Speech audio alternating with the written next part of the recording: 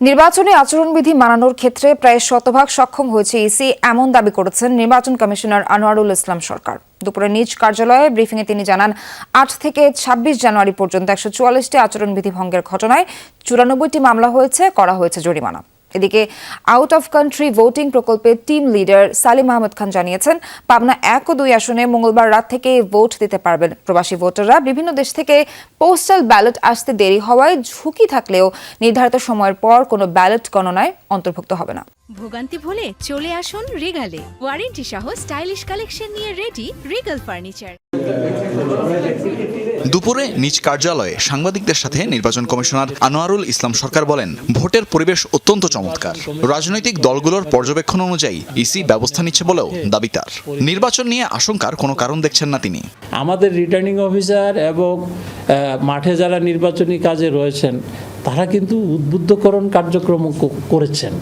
এই উদ্বুদ্ধকরণের ফলশ্রুতিতেই আমরা আচরণবিধি প্রায় শতভাগ এনশিওর করতে পেরেছি বলে নির্বাচন কমিশন মনে করে।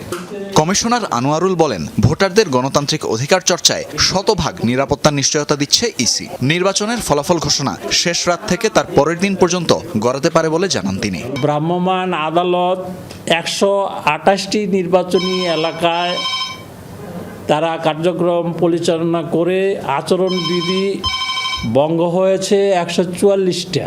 এর প্রেক্ষিতে তারা বিভিন্ন মেয়াদে যে জরিমানা করেছেন সেটি হয়েছে ৯,০৫,৫০০ টাকা। মামলার সংখ্যা হয়েছে ৯৪টা। এদিকে যমুনা টিভিকে দেয়া একান্ত সাক্ষাৎকারে আউট অফ কান্ট্রি ভোটিং প্রকল্পের টিম লিডার সালিম আহমদ খান জানান, প্রবাসী ভোটারদের কিউআর কোড স্ক্যান করা না হলে সেই পোস্টাল ব্যালট ভোট গণনায় অন্তর্ভুক্ত হবে না। অ্যাঙ্গোলাতে পোস্টাল স্ট্রাইক চলছে, ওখান থেকে আসার সম্ভাবনা কমে গেছে। ইউএস, কানাডা, নর্থ আমেরিকা, এখানে আপনি ন্যাচারাল ক্যালামিটি একটা হচ্ছে তুষার ঝড়ের জন্য ওখানে ডিলে হচ্ছে। ১২ ফেব্রুয়ারি বিকাল 4:30টার মধ্যে রিটার্নিং অফিসারের কাছে ব্যালট পৌঁছানো it's a mandatory requirement, otherwise এটা কাউন্ট হবে না। পাবনা ১ আর ২ কিন্তু আমরা এখনো ওপেন করি নাই।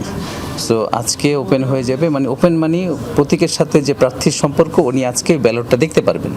কারচুপির অভিযোগের বিষয়ে তিনি বলেন, প্রবাসীরা পোস্টাল ভোটিংয়ে একে অপরকে সাহায্য করছেন, আর সেই ভিডিওই ভাইরাল হয়েছে সামাজিক যোগাযোগ মাধ্যমে। যেই কয়টা ভাইরাল হয়েছে প্রত্যেকটাই মোরালেস ইনভেস্টিগেশন হয়েছে বাই রেসপেক্টিভ এমবেসিস, ওখানে কিন্তু সত্যতা পাওয়া যায় নাই। টোটাল প্যাকেজটা হচ্ছে টু হেল্প আদার্স, অ্যান্ড অনেকে বুঝে করেছেন, না বুঝে করেছেন।